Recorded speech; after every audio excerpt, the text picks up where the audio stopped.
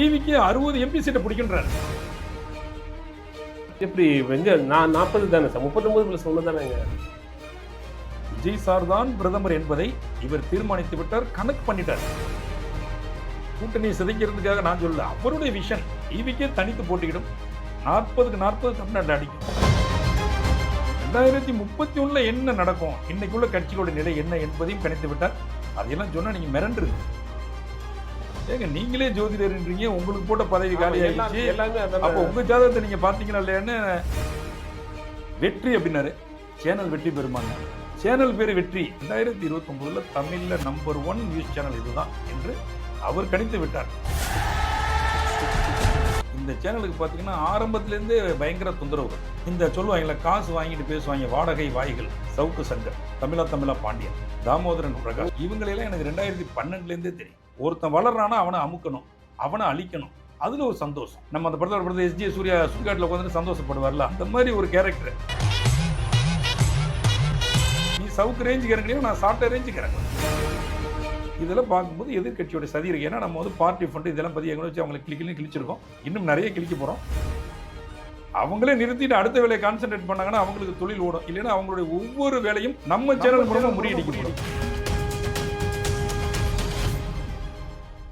The Lords by DAC, where timeless British elegance meets modern luxury.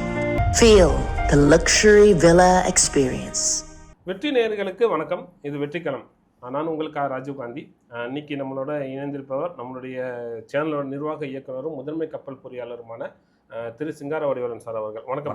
வணக்கம். முதல்ல அந்த உங்களை பற்றி வந்து எழுதின அந்த கான்ட்ரோவர்சிலேருந்தே உள்ள போயிடலாம். நிறைய கான்ட்ரோவர்சி வந்து கிளப்பி விட்டுட்டே இருந்தாங்க. அது குறிப்பாக சேனல் தொடங்கிறதுக்கான அந்த லோகோ லான்ச்சுக்கும் சில நிமிடங்களுக்கு முன்னாடி இருந்து உங்கள் மீது தனிமனித தாக்குதல் அப்படிங்கிறத வந்து ரொம்ப அதிகமாக எடுத்தாங்களே, என்ன காரணம் சார்? அது என்ன காரணம்னா, நம்ம இப்போ வந்து தலைவர் விஜய் அவர்கள் மீது உள்ள அபிமானத்தின் காரணமாக, இதை நம்ம எங்கே ப்ரெஸ் மீட்டே சொல்லியிருந்தோம், அவர் மீது உள்ள அபிமானத்தின் காரணமாக அந்த டிவிகே கட்சியில் இருக்கிறவங்க, அவரை விரும்புகிறவங்க ஒரு 4 பேர் இணைந்து இந்த ஒரு சேனலை உருவாக்குறோம். இந்த சேனலுக்கு பார்த்திங்கன்னா ஆரம்பத்துலேருந்தே பயங்கர தொந்தரவுகள். இதை நான் சொல்ல விரும்பலை. இதுக்கு நாங்கள் ஸ்டுடியோ அமைக்கிறதுக்கு ஒரு பெரிய பில்டிங்கை பிடிச்சி வேலைகளை ஆரம்பிச்சிட்டோம், அட்வான்ஸ் கொடுத்துட்டோம், ஒர்க்கு போயிட்டுருக்கு. அப்போ வந்து தடை பண்ணுறாங்க. அப்போ அவர் இந்த ஓனரை சொன்னாருன்னா, சார் எங்களுக்கு வந்து எதிர்கட்சியிலேருந்து மிரட்டல் வருது, பில்டிங் வந்து ஃபுல்லாக அது வந்து கண்ணாடி மாளிகை மாதிரி இருக்கும், அது அடித்து நொறுக்கிடுவேன்றாங்க, எங்களுக்கு பயமாக இருக்குது, நீங்கள் தயவு செஞ்சு காலி பண்ணிக்கன்னாங்க. கிட்டத்தட்ட எங்களுக்கு ஒரு 25 லட்சம் ரூபாய் அளவில் நஷ்டம். இல்லைன்னா நேரம் சேனல் ஏரில் வந்திருக்கோம். நாங்கள் ஆவணி மாதம் கொண்டு வரணுங்கிறதுக்கு தான் முழுமையாக வேலை பார்த்தோம். இதெல்லாம் நாங்கள் வெளியிலே சொல்லிக்கல, தடுக்கிறாங்கன்னு விட்டுட்டோம். அதுக்கு பிறகு நாங்கள் வந்து ட்ரேட்மார்க்கில் வெற்றின்னு பதிவு பண்ணுறோம். இவங்க என்ன பண்ணுறாங்க, அந்த நம்ம ராமநாதபுரம் தொகுதியில் ஓ பன்னீர்செல்வம் அவர்கள் போட்டியிடும்போது ஓ பன்னீர்செல்வங்கிற பேர்லேயே ஒரு 5 பேர் போட்டிக்கிட்ட மாதிரி அடுத்தடுத்து 5 பேர் பதிவு பண்ணுறான். வெற்றி வெற்றி வெற்றின்னு 5 பேர் ட்ரேட்மார்க்கில் வெவ்வேறு லோகோ போட்டு பதிவு பண்ணி வச்சுக்கிட்டு கரெக்டாக நம்ம லோகோ லான்ச்சுக்கு வந்து முறையாக அணுகணும். நம்மளுடைய சேர்மன் விஜயதாரணி மேடம் வந்து முதலமைச்சரே சந்தித்து இது மாதிரி கட்சிக்காக பண்ணுற போகிறேன், எனக்கு ஆதரவு கொடுக்கும்போது உறுதியான ஆதரவு உங்களுக்கு தரேன், நல்லா பண்ணுங்கன்னு சொன்னார். அமைச்சர்களை போய் நானும் அவங்கள போய் சந்தித்தோம். எல்லாருமே ஆதரவு கொடுத்தாங்க, வந்துடும்ட்டாங்க நிகழ்ச்சிக்கு. அவங்களுடைய கன்வீனியன்ட்டுக்கு ஏற்ற மாதிரி தான் நம்ம எல்லாம் வந்து ஃபிக்ஸ் பண்ணி அந்த நிகழ்ச்சி வைக்கிறோம். நிகழ்ச்சிக்கு அன்னைக்கு காலையில் வெற்றி டிவிங்கிற பேரில் ஒருத்தர் கோயம்புத்தூர்லேருந்து எல்லாருக்கும் ஆன்லைன் கம்ப்ளைண்ட் அடிக்கிறாரு, கொண்டு போய் நேராக பெட்டிஷன் கொடுக்குறாரு. வெற்றிங்கிறது நான் தான் பதிவு பண்ணியிருக்கேன், நம்ம பதிவு பண்ணதை விட்டுட்டார், நான் தான் பதிவு பண்ணியிருக்கேன், என் லோகோ வந்து சட்ட விரோதமாக அபகரித்து ஒருத்தவங்க வந்து லான்ச் வைக்கிறாங்க, நான் நிறைய ஒர்க் பண்ணி வச்சுட்டேன் அப்படின்னு சொல்லி கன்ஃபியூஸ் பண்ணுறாரு. பர்பஸாக திட்டமிட்டு. இதில் வந்து பெரிய சதி இருக்குது. அதே வேளையில் இந்த சொல்லுவாங்கல்ல, காசு வாங்கிட்டு பேசுவாங்க வாடகை வாய்கள் அப்படின்னு சோசியல் மீடியாவில் நிறையா வந்து சில பேரை குறிப்பிடுவாங்க. அப்படிப்பட்ட ஆட்கள் திடீர்னு பார்த்தா தனிப்பட்ட தாக்குதல் இறங்குறாங்க. ஒவ்வொருத்தங்களும் ஒருத்தர் கிழக்குனா ஒருத்தர் மேற்கு, எதிரெதிர் திசையில் பயணிக்கக்கூடியவர்கள். உதாரணத்துக்கு சவுக்கு சங்கர், தமிழா பாண்டியன், தாமோதரன் பிரகாஷ், 3 பேரும் கடுமையான தாக்குதல்கள். இவர்கள் 3 பேரும் மற்றவங்களுக்கு வேணால் அவங்க இப்போ ஒரு 2016 2017 காலகட்டங்களுக்கு பிறகு பரபரப்பாக இருக்கலாம், இந்த சமூக வலைத்தளங்கள் வந்து ஃபேமஸாக இருக்கும்போது இவங்க வந்து அடையாளப்பட்டிருக்கலாம். இவங்களெல்லாம் எனக்கு 2012லேருந்தே தெரியும். நான் 2013 அச்சு ஊடகம் அதில் வந்து ஒரு வீக்லி பத்திரிகை நடத்தினால, ஏகலைவன் அப்படிங்கிற பேரில் ஒரு பத்திரிகை நடத்தி, அதனால அதிக ஆண்டுகள் நடத்த முடியல, ஒரு 1.5 வருஷம் நடத்தியிருப்போம். அப்போயே நாங்கள் சக்ஸஸ்ஃபுல்லாக நடத்தினோம், எங்களுக்கு அதில் நோ லாஸ். அந்த பத்திரிகையில் அன்றைக்கி நாங்கள் பத்திரிகை நடத்தும் போது சவுக்கு சங்கர் அப்போ தான் சவுக்குன்னு ஒரு வெப்சைட்டு துவங்கி செவ்வாய்க்கிழமை நியூஸ் போடுவார். அவருக்கு அன்றைக்கி ஒரு பொருளாதார ரீதியாக சப்போர்ட் பண்ணது, எங்களுக்கும் அந்த நியூஸ் சோர்ஸ் வேணும்ல. அன்றைக்கி அதிமுக ஆளுங்கட்சி, அதிமுக செய்திகள் வரணும், ப்ளஸ் சின்ன பொருளாதார உதவி தேவைப்படும். ஏன்னா நீங்கள் வந்து வளர்ந்து வர ஸ்டேஜில் ஒரு சின்ன சப்போர்ட் வேணும். விளம்பரங்கள், இப்போ எங்களுக்கு வந்து விளம்பரங்கள் நிறையா கொடுக்கணும். அதுக்கெல்லாம் அன்றைக்கி வந்து பெரிய அளவில் சப்போர்ட் பண்ணியிருந்தவர் வெற்றிவேல் அப்படின்னு எக்ஸ் எம்எல்ஏ. அவருடைய ஆதரவில் தான் சவுக்கெல்லாம் பண்ணார். அவங்கெல்லாம் நம்ம அன்றைக்கி வந்து சவுக்குடைய வெப்சைட்டில் எந்த பத்திரிகையில் வர்றதையும் எடுத்து போட மாட்டார். அட்டைப்பட செய்தியை என் பத்திரிகையில் ஏகலைவனில் வர செய்தி அட்டைப்படத்தை போட்டு அந்த கவர் ஸ்டோரியை அடிஷ்னலாக பிரசுரம் பண்ணுவார். செவ்வாய்க்கிழமை அவர் நியூஸை போடுவார். போட்டதுக்கப்புறம் வெள்ளிக்கிழமை என் பத்திரிகை செய்தி வரும். வெள்ளிக்கிழமை ஈவினிங் அந்த செய்தியை போடுவார். அது ஒரு கமர்ஷியல் பேட்டர்னு வச்சுங்களேன். ஏன்னா வெற்றிவேல் சொல்லுவார் அவர்கிட்ட, ஏன்னா வெற்றிவேல் தான் இயக்குறாரு. அவர் சொல்லுவார், ஏகலைவில் நல்ல செய்தி வருது, அதை எடுத்து நீங்கள் போடுங்க. அதுவும் அப்படி ஒரு ஊடகமும் நமக்கு வேணும். நீங்கள் வந்து வலைத்தளங்களில் இருங்க, அவர் அச்சு ஊடகமாக இருக்கட்டும் அப்படின்னு சொல்லுவாங்க. இப்படியே போய்கிட்டு இருக்கோம். அன்னைக்கு இந்த தமிழா பாண்டியன் வந்து எங்ககிட்ட பொறுப்பாசிரியராக இருந்தார். அவர் எப்படி எங்களுக்கு ஏன் அவர் எங்கள் மேலே ஒரு கோபமாக இருக்கார் அப்படின்னா, அப்போ வந்து தமிழான்னு ஒரு சின்ன பத்திரிகை தினச்செய்தி மாதிரி ஒரு டெய்லி வர்றது. அது எங்கே வரும்னா கோர்ட்டுக்கு மட்டும் வரும். அவர் சுற்றுறதே கோர்ட்டில் தான் சுற்றிக்கிட்டு இருப்பார். அந்த காணவில்லை இந்த மாதிரி விளம்பரம் கொடுப்பாங்கல்ல, அவங்க வந்து 100 ரூபாய் விளம்பரம் அவர்கிட்ட கொடுப்பாங்க. அது ஒரு சின்ன பெட்டி செய்தியாக போட்டு அதை கோர்ட் பர்பஸுக்காக யூஸ் பண்ணுவாங்க.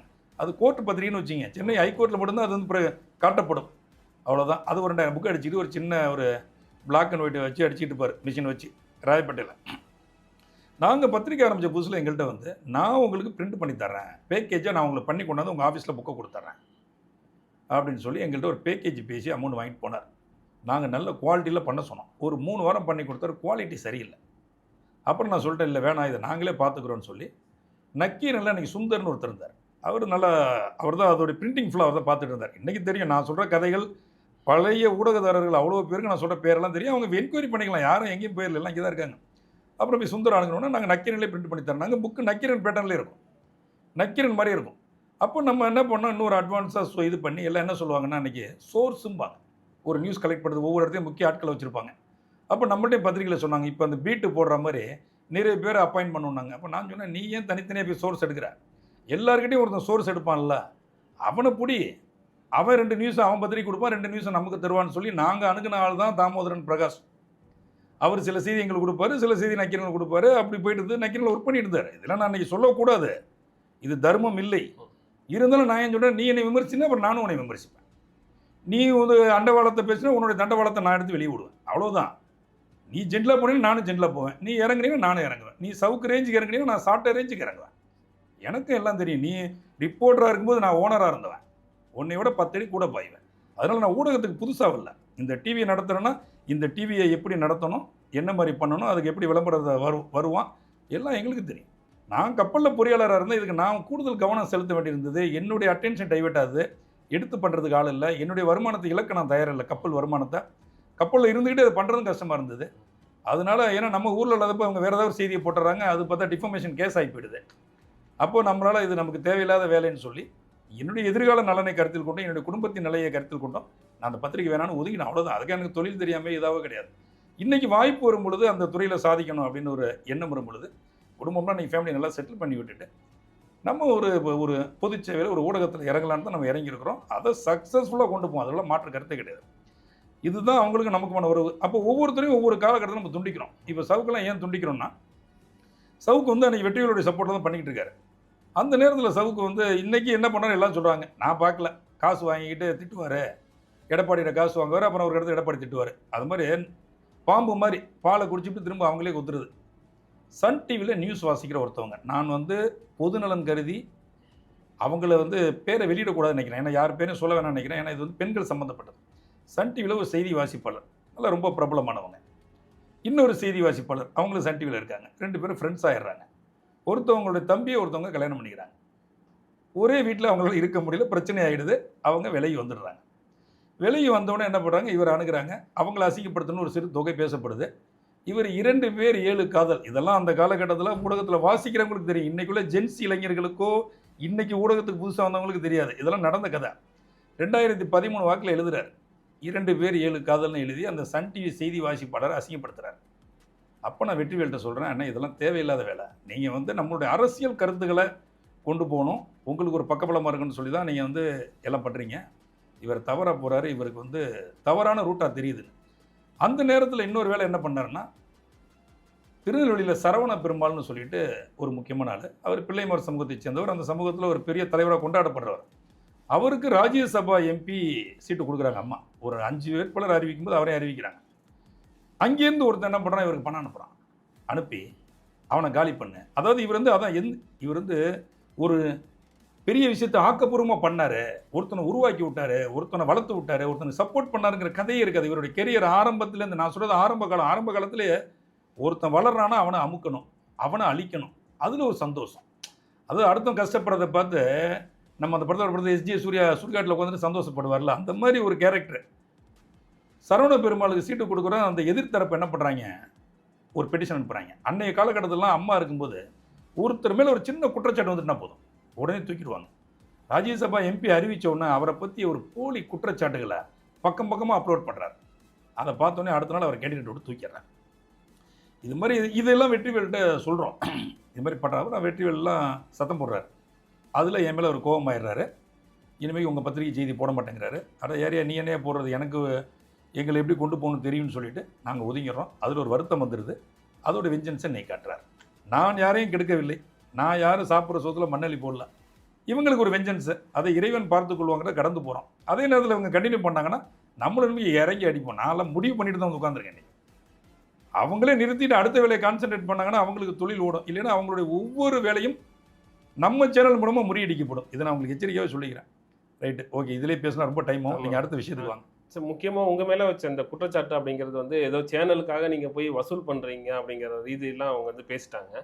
இது வந்து என்ன வந்து உண்மை நிலவரம் அப்படிங்கிறத நீங்கள் வந்து எக்ஸ்பிளைன் பண்ண தான் கேட்டாங்க. அதாவது யாருக்கிட்டையும் நாங்கள் 5 பைசா வசூல் பண்ணல. நான் இந்த சேனல் ஆரம்பிக்கணும்னு நான் வந்து நினைக்கும் பொழுது நான் வந்து ஃபஸ்ட்டு அணுகுனதே, நம்ம ஒரு சேனல் பண்ணணும், அது நம்ம இந்த கட்சிக்காக பண்ணணும்னு அணுகுனதே, நான் நேராக போய் நம்மளுடைய ஆஸ்தான பண்டிதர் நம்ம ரத்தன் பண்டிட் சாரை தான் போய் பார்த்தேன். நான் எனக்கு ஆரம்பிக்கணும்னு ஆசை. இதை என்ன பண்ணலாம், என்னால் ஒரு அளவுக்கு முதலீடு பண்ண முடியும். ஏன்னா சேனல்ன்றது உங்களுக்கு தெரியும், இன்றைக்கெல்லாம் யானையை கட்டி தீனி போடுற மாதிரி ஒவ்வொரு மாதமும் 1.5 கோடியிலேருந்து 2 கோடி ரூபாய் எடுத்து வைக்கணும் சேனல் செட்டப்புக்கு ஏற்ற மாதிரி. இன்னும் பெரிய சேனல்கள் இதை விட கூடுதலாகவே செலவு பண்ணுவாங்க. நியாயமாக நடத்தணும்னா ஒரு 2 கோடி ரூபாய் வேணும். சேனல் ஆரம்பிக்கிறது ஈஸி, வாரம் அதை ஒவ்வொரு மாதம் நடத்தணும்ல, சக்ஸஸ்ஃபுல்லாக விடாமல் கொண்டு போகணும்ல. அப்போது ஒரு 4 பேர் நல்ல செல்வாக்கு மிக்கவர்கள், செல்வந்தர்கள் கூட இருந்தால் சக்ஸஸ்ஃபுல்லாக நடத்தலாம் அப்படின்ட்டு என் மனசில் ஓடிக்கிட்டு இருந்தது. அந்த எண்ணத்தை சொல்கிறதுக்காக நான் அவர் வந்து ஒரு வாய்ப்பு கிடைத்தது. அவர் என்னை வந்து வர சொல்லியிருந்தார். நான் அவரை சந்திக்கிறதுக்கு அந்த இடத்துக்கு போன உடனே நான் வந்து இந்த ஆன்மீகம் இதெல்லாம் பெருசாக நம்பிக்கை இல்லை எனக்கு. நான் வந்து இந்த கிழமையில் ஃபுல்லாக சைவம் தான் சாப்பிட்ணும், அது மாதிரிலாம் எனக்கு எதுவுமே கிடையாது. ஏன்னா நான் வந்து கப்பலில் சின்ன வயசுலேருந்து அதிகமான நாட்கள் கப்பலில் இருந்தேன். கப்பலில் அது என்ன கிழமை என்ன தேதினோட எங்களுக்கு தெரியாது. நாங்கள் வேலை ஃபுல்லாக வேலையை பார்ப்போம், தூங்குவோம். அப்போ நான் வந்து எந்த கோயிலுக்குன்னு போகிறது கிடையாது அதிகம். இப்படிலாம் கிடையாது. ஆன்மீகத்தை பெருசாக நம்புறதும் கிடையாது, மந்திர தந்திரங்களையும் நம்புறது கிடையாது. ஆனால் இவரை பற்றி பெருசாக சொன்னாங்க. இன்றைக்கி ஒரு சிஎம்ஐ வந்து அரசியல் ஆர்வமே இல்லாத ஒருத்தரை கரெக்டாக சொல்லி நீங்கள் அரசியலுக்கு வாங்கன்னு சொல்லி கொண்டு வந்து இன்றைக்கி உருவாக்கி இருக்கிறாரு. அவர்கிட்ட ஏதோ ஒரு சக்தி இருக்குன்னு சொன்னாங்க. அவரை பார்க்குறதுக்கு நான் போகிறேன். போன உடனே அந்த இடத்துக்குள்ளே என்ட்ரான உடனே நம்ப மாட்டீங்க, ஒரு பெரிய ஞானிகள் இருக்கிற இடத்துக்கு போனால் என்ன ஃபீல் வருமோ அப்படி ஒரு ஃபீல் என் உடம்புல. சத்தியமாக சொல்கிறேன். இதை நான் வந்து ஒரு பெருமைக்கோ, நான் போய் பண்டிட்டு எதுவும் வசூல் பண்ண போகிறதில்ல, பண்டிட்டு எதில் இன்வெஸ்ட் பண்ண போகிறதில்ல. நான் அவரை வந்து ஒரு புகழ்ச்சிக்காகவும் சொல்லலை, எனக்குள்ளே ஏற்பட்ட மாற்றத்தை சொல்கிறேன். அந்த இடத்துக்கு போனவுடனே ஏதோ ஒரு பெரிய ஞானியை பார்க்குற மாதிரி சொல்லுவாங்கள்ல, அந்த காந்தார படத்தில் அந்த மன்னன் வந்து காட்டுக்குள்ளே வந்து பார்த்தோன்னே எனக்குள்ளே ஒரு பிரமிப்புங்கிற மாதிரி எனக்கு ஒரு மாதிரி ஆகிட்டு. நான் இது மாதிரி வந்து ஒரு சேனல்னு ஒன்று ஆரம்பிக்கலான் இருக்கேன், டிவிக்கு பார்ட்டியில் இருக்கிறேன், எனக்கு வந்து நீங்கள் தான் எனக்கு பேர் வச்சு லோகோலாம் பண்ணி கொடுக்கணும். வெற்றி அவர் வச்ச பேர் வெற்றி அப்படின்னாரு. சேனல் வெற்றி பெறுமான்னு. சேனல் பேர் வெற்றின்னு வச்சாலே அது வெற்றி தான், வெற்றி பெறும். கட்சிக்கு வந்து இப்படி பேர் தேர்ந்தெடுக்கும் போது ஒவ்வொருத்தரும் ஒரு பேரை சொன்னாங்க. வெற்றின்னு வைங்க, எல்லாம் திராவிடம்னு மிக்ஸ் பண்ணி சொன்னாங்க. நான் தான் சொன்னேன் வெற்றின்னு வைங்க, வெற்றி பெறும். அது வந்து அப்படி வெற்றி அப்படிங்கும்போது கட்டுக்கடங்காத வெற்றி, நிச்சயமாக வெற்றி பெறும் வைங்க அப்படின்னாரு. அப்படியே எனக்கு ஒரு மாதிரி புல்லரிச்சிருச்சு. லோகோலாம் எப்படி இருக்கணும்னு இப்படி பண்ணுங்க, இப்படி பண்ணுங்கன்னு சொல்லி ஒரு டிசைன் சொன்னார். அதே மாதிரி டிசைன் பண்ணிட்டு போனேன். கிட்டத்தட்ட ஒரு 3 சிட்டிங் 4 சிட்டிங். அவ்வளோ பிஸி அவர். நான் போகிற அன்னைக்கு கூட எவ்வளோ பெரிய பெரிய விஐபிஸ்லாம் பார்க்க வராங்க. இருந்தாலும் என் கூட கொஞ்சம் இன்ட்ரெஸ்ட்டாக பேசுவார், நிறைய விஷயங்களை பகிர்ந்துக்குவார். அப்போ வந்து ஒரு நாள் நான் சொன்னேன், எப்போ ஆரம்பிக்க போறீங்கன்னாரு. நான் சொன்னேன், நீங்கள் லோகோலாம் வச்சுட்டீங்க, ஒரு ஆள் பண்ணால் அது ஃபெயிலியர் ஆகிடும். ஒரு 4 செல்வந்தர்கள் 4 பேரை வந்து டைரக்டராக சேர்க்கணும். அவனுக்கு முதல்ல எனக்கு அவங்களுக்கு சிங்க் ஆகணும். இப்படிலாம் நான் பிளான் பண்ணிக்கிட்டு இருக்கேன் அப்படின்னு. அப்போ சொன்னார், சரி நான் சொல்கிறேன் போங்கன்றார். நான் வந்துட்டேன். ஒரு வாரம் கழித்து என்னுடைய கப்பல் ஒன்று கொச்சினுக்கு வந்திருந்தது. அதோடைய ஓனர் துபாயில் இருக்காங்க, நான் தான் மேனேஜ்மெண்ட் பார்க்குறேன். நீங்கள் போய் அந்த கப்பலை ஆய்வு பண்ணுங்கன்னாங்க. நான் ஆய்வு பண்ணுறதுக்காக கொச்சின் போயிட்டேன். கொச்சினில் இருக்கும்போது திடீர்னு ஃபோன் பண்ணார். மத்தியானம் அப்போ கரெக்டாக ஒரு 1:15 இருக்கும். டக்குன்னு ஃபோன் அடித்து, எங்கே இருக்கீங்கன்னாரு. கொச்சினில் இருக்கேன். தனியாக இருக்கீங்களான்னாரு. தனியாக இருக்கேன், லஞ்சு சாப்பிட்றதுக்கு வந்திருக்கேன், மேலே தான் ரூம் இருக்குன்னு. ரூமில் போய் உட்காந்துக்குங்க. 1:34 1:52 வரைக்கும் நீங்கள் எந்த விஷயத்தை நினச்சி ப்ரே பண்ணுறீங்களோ அது நடந்தே தீரும்னார். என்னடா அது ஒரு புதிராக இருக்குன்ட்டு போய் நான் ரூமில் உட்காந்து வேறு எதுவுமே வேண்டலை. இந்த வெற்றி சேனல்னு ஒன்று வந்து நல்லபடியாக உருவாகணும், அதுக்கு நல்ல இன்வெஸ்டர்ஸ் கிடைக்கணும், நல்ல இயக்குநர்கள் கிடைக்கணும், இது ஒரு வெற்றி சேனலாக வரணும், பெரிய வெற்றி பெறணும், இது எப்படியாவது உருவாகணும், என்னுடைய மைண்டில் மட்டுமே இருக்குது, கனவாக இருக்குது, அது வரணும் அப்படின்னு சொல்லி அப்படியே ப்ரே பண்ணிகிட்டு இருந்தேன். டைம் முடிஞ்சது, அவருக்கு ஃபோன் அடித்தேன். என்னென்னு வேண்டினீங்கன்னாரு. இது மாதிரி நான் டிவிக்காக தான் வேண்டினேன் அப்படின்னு. கண்டிப்பாக பழிச்சிடும் போங்கன்னார். நான் ஊருக்கு வந்துட்டு நம்ம செக்ரட்டரியேட் போகிற வழியில் நம்ம தீவுத்திடல்கிட்ட ஒரு தமிழ்நாடு ஹோட்டல் இருக்கும். அங்கே நானும் என்னுடைய நண்பர் மகேந்திரன், அவர் காங்கிரஸ்காரர், எங்கன்னா பட்டுக்கோட்டை தொகுதியில் காங்கிரஸ் சார்பெல்லாம் போட்டிக்கிட்டு இருக்காரு. இப்போ மாணிக்கம் தாக்கூருக்கு வலதுகரமாக அவர் தான் இருந்து எல்லா பணிகளை பார்த்துட்டு இருக்காரு. அவர் என்னுடைய நெருங்கிய நண்பர். நான் அவருக்கு வந்து காஃபி சாப்பிட்டுட்டு இருக்கோம். அப்போ பண்டிட்ஜி ஃபோன் அடிக்கிறார். மகேந்திரன் வந்து பேசிட்டு இருக்காரு. அமைதியர் முக்கியமான ஆள் பண்டிட்னு சொல்லி எடுத்து பேசுகிறேன். சொல்லுங்கள் அப்படின்னா, என்ன டைரக்டர் கிடைச்சாங்களா அப்படின்னாரு. இல்லை இப்போ தான் வந்து அது சம்மந்தமான ப்ராசஸ் பண்ணிகிட்டு இருக்கேன், பேசிகிட்டு இருக்கேன், நண்பர்கள்ட்ட சொல்லிகிட்டு இருக்கேன். வி என்ற எழுத்தில் தொடங்குபவரை நீங்கள் அணுக வேண்டும். இன்னும் சொல்லப்போனால் விஜய் இப்படி பேர் ஆரம்பிச்சதுன்னா நீங்கள் வந்து கேட்டிங்கன்னா உடனே ஒத்துப்பாங்க அப்படின்னாரு. அப்போ நான் கூட விளையாட்ட சொன்னேன், அப்போ நீங்கள் தலைவர்கிட்ட விஜய்கிட்டே சொல்லிடலாமே நீங்கள் அப்படின்னு. சிரிச்சுக்கிட்டு அதெல்லாம் வேணாம், அதெல்லாம் அவங்க பண்ண மாட்டாங்க, அவருக்கு இருக்கிற புகழுக்கு அவர் போய் சேனல் ஆரம்பிச்சுன்னா அவரை பில்டப் பண்ண அவசியம் இல்லை, அவருக்கு அதெல்லாம் ஆர்வம் கிடையாது, நான் சொல்கிற ஆட்கள் அணுகுங்க, வி என்கிற எழுத்தில் தொடங்குபவர், விஜய் என்று வருபவர், நீங்கள் அணுகுனீங்கன்னா உடனே நடக்கும் அப்படின்றார். அப்படியா, விஜயன்னு பேசிகிட்டே இருங்க. கூட மகேந்திரன் பார்த்துக்கிட்டு இருக்கார். ஃபோனை கட் பண்ணிட்டேன். ஓகே நான் அணுகிறேன்ட்டு. மகேந்திரன் கேட்குறாரு, என்ன விஷயம் அப்படின்னாரு. இந்த மாதிரி டிவிக்கே சொல்லியிருந்தேன், விஜயங்கிற பேரில் வந்து தொடங்குற இடத்துல பாருங்கன்றாரு, அவங்க நிச்சயமாக அவங்க கூட சேருவாங்கன்னு சொல்கிறாரு. அப்படியா, அப்படின்னா அக்கா விஜயதரணியை சேர்த்தரலாம், அது இப்போ உங்கள் கட்சியில் இருக்குன்னாரு. அப்படியே எனக்கு பழக்கம் இல்லை என்ன. அட விடுங்க, எனக்கு பழக்கம் தான். ஏன்னா அவர் 2011 தேர்தலை சந்திக்கும் போது காங்கிரஸ் சார்பாக அவங்களும் 2011 பேட்ச் தான். அக்கா கிட்ட பேசுகிறேன்னு உடனே ஃபோன் அடிக்கிறாரு. அவங்க மேடம் உடனே புறப்பட்டு வாங்கன்றாங்க. அங்கேருந்து கார் எடுத்துகிட்டு போகிறோம். மேடத்திட்ட போய் சொல்கிறோம், 5 நிமிஷம் தான். ஓகேங்க, இது நான் செஞ்சு அவன் என்னை சேர்த்துங்க, நானும் வரேன், 2 பேரும் சேர்ந்து செய்வோம். இப்படி உருவானது தான் இந்த டீமு. மற்ற இயக்குநர்களுக்கும் அவங்களுடைய யார் என்ன பண்ணுறா அதோடைய விவரங்களை சொல்லி அவங்களுடைய டேட்டா பற்றி சொல்லி இது செட் ஆகுமான்னு பார்த்து அப்படி உருவாக்கப்பட்ட சேனல். இது போகிற போக்கில் காசு கொடுங்க, உங்களை சேர்த்துக்கிறோம், வசூலுங்கிறதெல்லாம் கிடையாது. இது அனைத்தும் பரிசீலிக்கப்பட்டு இது லாங் ஸ்டாண்டிங்கில் போகுமா அப்படின்னு பார்த்து உருவாக்கப்பட்டது. இதில் போய் காசு வாங்குற அவசியம் யாருக்கும் கிடையாது. இப்போ விஜயதரணி மேடம் அவங்க வந்து என்ன செலவு போனாங்கன்னு தெரியும். அவங்க சுப்ரீம் கோர்ட் அட்வொகேட்டு, அவங்க பெரிய இன்கம் உள்ளவங்க, அவங்களுக்கு பொருளாதாரத்தில் எந்த பிரச்சனையும் கிடையாது. நான் கப்பல் மேலாண்மை தொழில் பண்ணுறேன், நான் எளிய குடும்பத்திலேருந்து பிறந்து வந்திருக்கேன், நானும் சம்பாரித்து வச்சுருக்கேன். அதில் ஒன்றும் இன்வெஸ்ட் பண்ணுறதுக்கு எனக்கும் எந்த விதமான பங்கமும் கிடையாது. இதே சினிமா இண்டஸ்ட்ரியில் ஃபைனான்ஸ்லாம் கொடுத்தவன் நான், நிறைய படங்கள் பண்ணி தோல்வி அடைந்தவன். 2014 நாங்கள் வந்து 8 கோடி ரூபாய்க்கு படம் வாங்கி 5 கோடி ரூபாலாம் அன்றைக்கே இழந்திருக்கோம். அதெல்லாம் உங்களுக்கு தெரியும், எல்லாம் நிறைய யூடியூப்பில் இருக்குது. அதனால் யாரும் இங்கே இல்லாதவங்க கிடையாது. அது மாதிரி இன்னொருத்தவங்களும் கப்பல் தொழில் பண்ணுறவங்க, அவங்க பேரில் பண்ணக்கூடாதுங்கிறதுக்காக அவங்களுடைய சிஸ்டர் பேரில் போட்டிருக்காங்க டைரக்டர். அதனால் யாருமே வெளியில் வசூல் பண்ணி நிதி திரட்டி பண்ணுற எய்ம் யாருக்கும் கிடையாது. அதுக்கு யாருக்கும் நேரமும் கிடையாது. எல்லோருமே பெரிய தொழிலதிபர்கள். இது ஒரு போர்ட் ஆஃப் டைரக்டர்ஸு, இதுக்கு ஆடிட்டர்ஸ் இருக்காங்க, கம்பெனி செக்ரட்டரி இருக்காங்க, சேர்மன் இருக்காங்க. ஒவ்வொருத்தவங்களும் ஒவ்வொரு இயக்குனரும் அவங்க ஆஃபீஸ் சார்பாக 2 பேரும் அப்பாயின்ட் பண்ணியிருக்காங்க. அந்த குழு தான் இதை தீர்மானிக்குது. இது இங்கே தனிப்பட்ட சிங்காரவேலன் வந்து எதுவும் பேச முடியாது. இது வந்து அந்த இயக்குனர்கள் குழு, அதை வழிநடத்துறதுக்கு ஒரு குழு, அதோடைய டோட்டல் பணத்தை வந்து மேலாண்மை பண்ணுறதுக்கு ஒரு குழு, இதையெல்லாம் போட்டு தான் அவங்க பண்ணிக்கிட்டு இருக்காங்க. இதெல்லாம் நீங்களும் பார்த்துக்கிட்டு இருக்கீங்க. இதுதான் உண்மை. இதை வந்து எதிர்த்தரப்பு கிளப்பி விடுறாங்க. இதில் வந்து எதிர்கட்சியுடைய சதி இருக்குன்னு நான் உறுதியாக நம்புகிறேன். ஏன்னா சேனலை தடுக்கிறாங்க, வெற்றிங்கிற பேரில் ஒருத்தர் பதிவு பண்ணியிருக்கான்னு தடுக்கிறாங்க. அட் டைமில் எதிர் திசையில் இருக்கிற 3 பேர் நம்மளை பற்றி அசிங்கப்படுத்துகிற மாதிரி அவங்க சேனலில் போடுறாங்க. இதெல்லாம் பார்க்கும்போது எதிர்க்கட்சியோட சதி இருக்கு. ஏன்னா நம்ம வந்து பார்ட்டி ஃபண்டு இதெல்லாம் பற்றி எங்கே வச்சு அவங்களை கிழிச்சிருக்கோம், இன்னும் நிறைய கிழிக்க போகிறோம். அதனால அவங்க இதை செய்திருக்கலாம், சதி இருக்கலாம். நான் லோகோ வந்து வடிவமைச்சது அவர் தான் அப்படின்னு சொன்னதே கொஞ்சம் பரபரப்பானுச்சு. நிச்சயமா அதில் வந்து பண்டிட்ஜி எந்த தயக்கமும் இல்லாமல் நம்ம இதிலே டிவிலேயே சொன்னார். அவர் தான் வடிவமைச்சார்.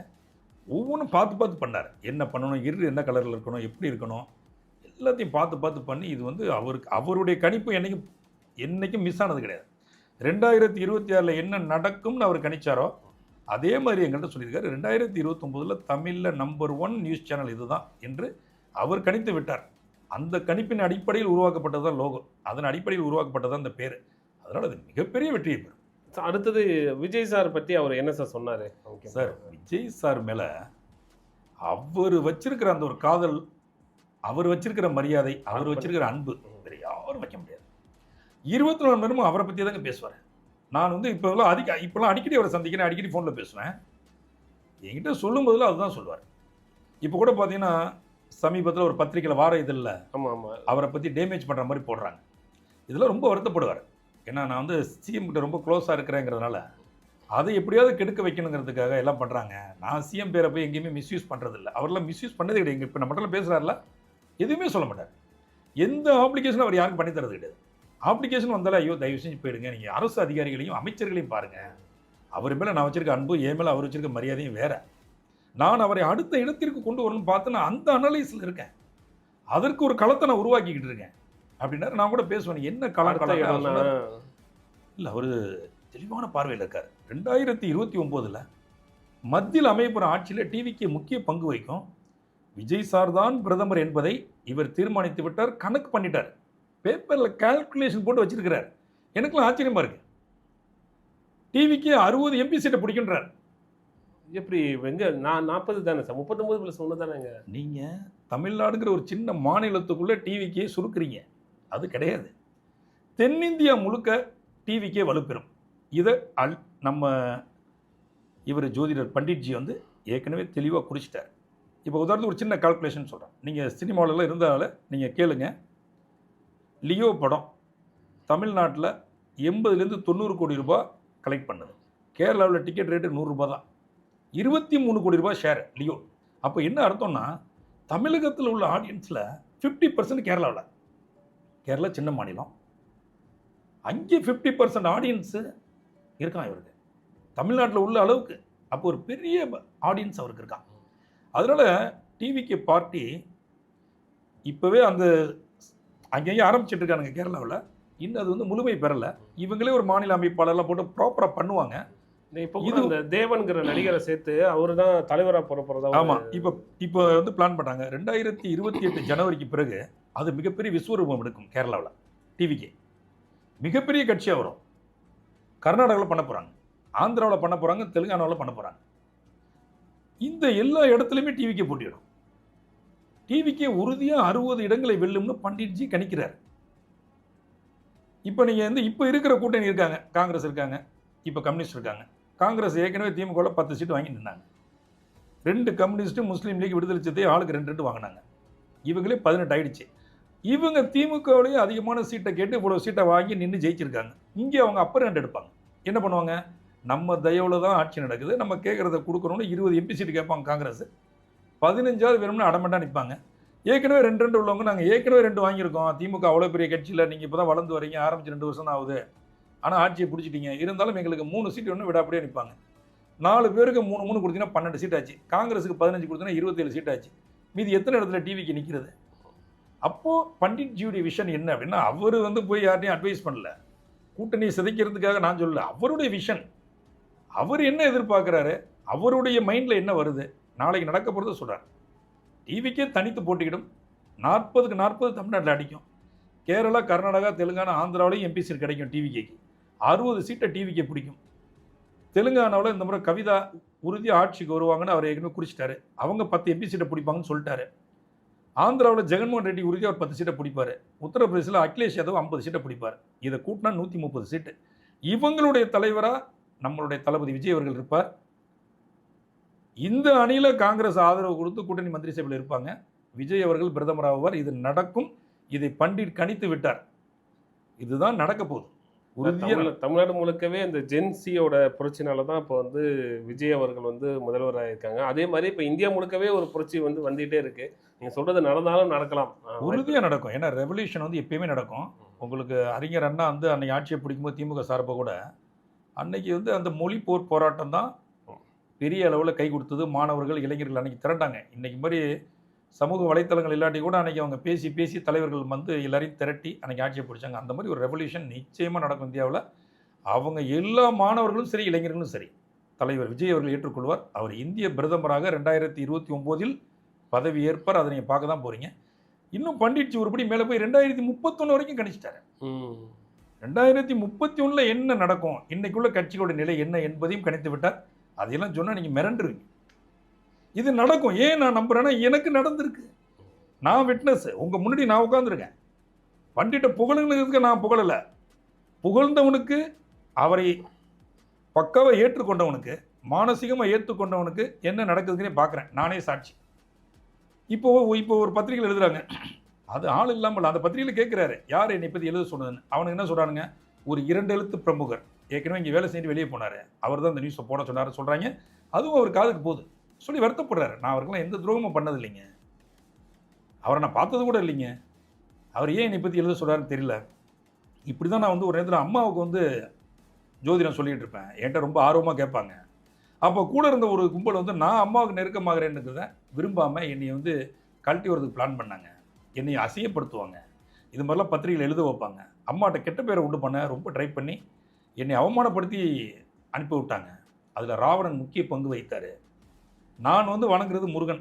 நான் முருகன்ட்ட விட்டுருவேன். அப்பா முருகா, இதுக்கு வந்து தீர்வை நீயே சொல்லுன்னு சொல்லி விட்டேன். 3 ஆண்டுகள் கழித்து என்னுடைய பிறந்த நாள்லேயே அந்த ராவணன் இறந்து போயிட்டார்னு பண்டிட் சொன்னார். பண்டிட் பதிவு பண்ண வார்த்தை இது. அதே மாதிரி மகாதேவன், அதெல்லாம் சாகிற வயசா? அவரும் தன்னுடைய அந்த வந்து நடுத்தர வயதிலேயே காலமாயிட்டார். இவங்களாம் அவரை வந்து இன்சல்ட் பண்ணி அசிங்கப்படுத்தி அனுப்பினவங்க. நான் என்னுடைய பார்வையில் அவரை பெரிய ஞானியாக பார்க்குறேங்க. அவரை வந்து இந்த சட்டசபையிலலாம் சில பேர் வந்து இவர் நெருக்கமாக அவரது பிடிக்காமல் ஃபுல்லாக பிடிக்காம அவருக்கு போட்ட ஆர்டரை ஃபஸ்ட்டு ரிலீஸ் பண்ணி சில எதிர்கட்சி ஆட்கள்கிட்ட கொடுத்து சட்டசபையில் பேச வச்சு அவரை காலி பண்ணாங்க. இருந்தாலும் அதுக்கெல்லாம் அவர் ஆசைப்படலைங்க. அவரே என்ன சொன்னார், நான் அந்த பதவி கேட்கல. நான் அவரை நக்கலாக ஒருத்தர் கேட்டேன், ஏங்க நீங்களே ஜோதிடர்ன்றீங்க, உங்களுக்கு போட்ட பதவி காலி ஆகிடுச்சு, அப்போ உங்கள் ஜாதகத்தை நீங்கள் பார்த்தீங்களா இல்லையான்னு நம்ம சத்யராஜ் கேட்குற மாதிரி நான் கேட்டே போட்டேன். ஏன்னா என்கிட்ட அவர் ரொம்ப நெருக்கமாயிட்டார். நான் ரொம்ப காமெடி பண்ணுவேன், அவர் ரொம்ப காமெடியாக பேசுவார். நான் சொன்னேன், உங்கள் ஜாதகத்தை நீங்கள் பார்த்தீங்களா இல்லையான்னு கேட்டேன். அப்போ அவர் சொன்னார், நான் வந்து முதலமைச்சர் ஆன உடனே நான் வந்து மொட்டை அடிக்க தான் வேண்டியிருந்தேன். நான் மொட்டை அடிக்க கோயிலுக்கு போயிட்டேன். எனக்கு சர்ப்ரைஸ் கொடுக்கறதுக்காக சிஎம் அந்த ஆர்டரை போட்டாங்க. என்கிட்ட கேட்டிருந்தா இப்போ வேணான்னு சொல்லியிருப்பேன். ஆட்சி வந்து நம்பிக்கையில் தீர்மானம் ஜெயிச்சது பிறகு போடலான்னு சொல்லியிருப்பேன். ஆனால் அதுக்கு முடி போட்டாங்க. அது ஓகே, ஒன்றும் பிரச்சனை இல்லை. எல்லாருடைய நேரமும் எல்லா நேரத்துலையும் சரியாக இருக்காது. அது மாதிரி தான் எல்லாருக்கும், ஒன்றும் பிரச்சனை இல்லை. அதை நான் விரும்பவும் இல்லைங்க. எனக்கு அவருடைய மனசில் இருந்தால் போதும் அப்படின்றத சொல்கிறார். இன்றைக்கும் அவர் எந்த பதவி விரும்பலை. எல்லாம் சும்மா சொல்கிறாங்க, இந்த பதவி போட்டாச்சு தூக்கியாச்சுன்னு. அவர் இதையெல்லாம் விரும்பவே இல்லை. இதுதான் நான் அவர்கிட்ட தெரிஞ்சுக்கிட்டது. சார் ரொம்ப நன்றி சார், நிறைய விஷயங்கள் பகிர்ந்துட்டீங்க. ரொம்ப நன்றி. The Lords by DAC, where timeless British elegance meets modern luxury. Feel the luxury villa experience.